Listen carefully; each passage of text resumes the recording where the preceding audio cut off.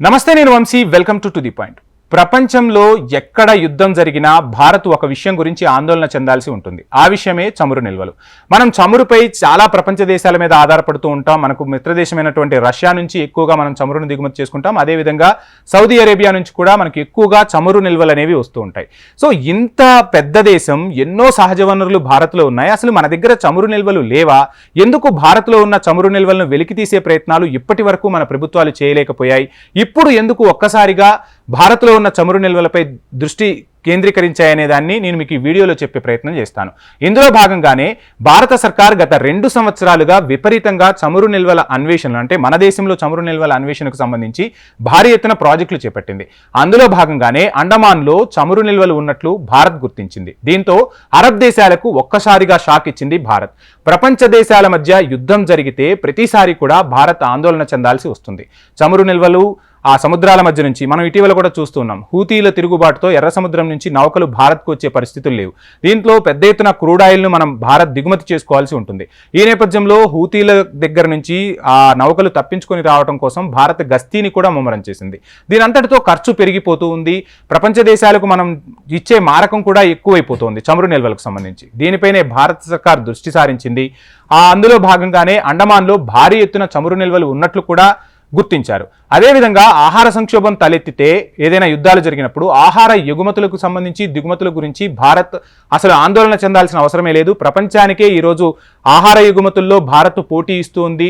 అటువంటిది మన దేశంలో ఆహారానికి సంబంధించి అయితే ఎటువంటి లోటు ఉండదు. కానీ ప్రపంచ దేశాల మధ్య యుద్ధం జరిగిన ప్రతి క్షణం, ప్రతిసారి క్రూడ్ ఆయిల్కు సంబంధించిన ఆందోళన అయితే ఇప్పటి వరకు భారత్ను వెంటాడుతుంది.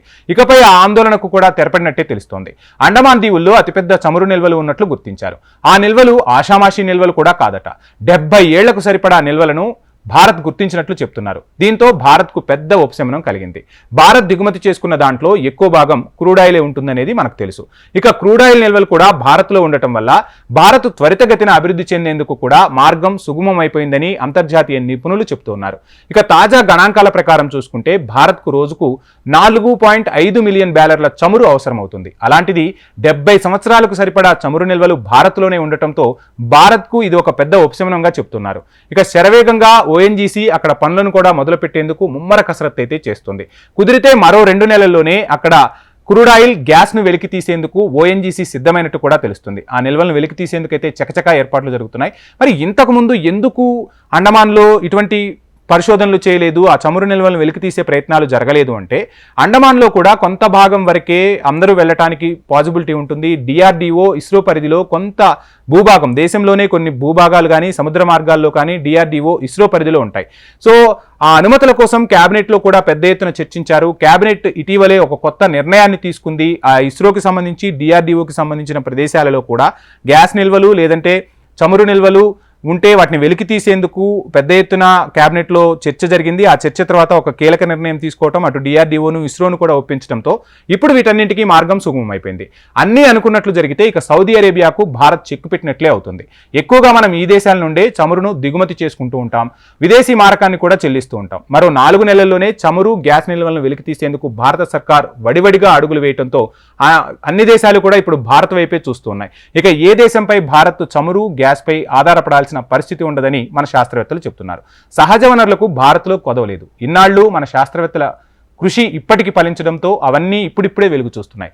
పరిస్థితులు చూస్తుంటే ఇక రానున్న రోజుల్లో భారత్ ప్రపంచంలోనే అగ్రరాజ్యంగా వెలుగుతోందనడంలో ఎటువంటి సందేహం లేదంటున్నారు అంతర్జాతీయ నిపుణులు. అయితే ఈ చమురు నిల్వలు భారత్కు లభించడంతో అరబ్ దేశాలు షాకు గురవడంతో పాటు అరబ్ దేశాలు భారత్కు ఇన్నేళ్లు విక్రయించిన ఆయిల్ ద్వారానే ఎక్కువ ఆదాయాన్ని పొందడంతో వాటికి కొంత గండిపడే అవకాశాలు అయితే కనిపిస్తున్నాయి.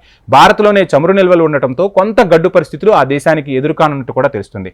ఏది ఏమైనా ఎక్కువగా విదేశీ మారక ద్రవ్యాన్ని మనం దేని మీద అయితే వెచ్చిస్తుంటామో అటువంటి క్రూడ్ ఆయిల్, అటువంటి గ్యాస్ మన దేశంలోనే లభించడం భారత్కు నిజంగా ఒక వరమనే చెప్పాలి.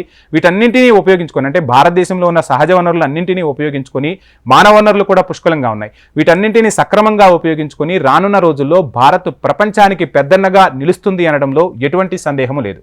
ఇది వాల్టి to the point. Please subscribe HM TV.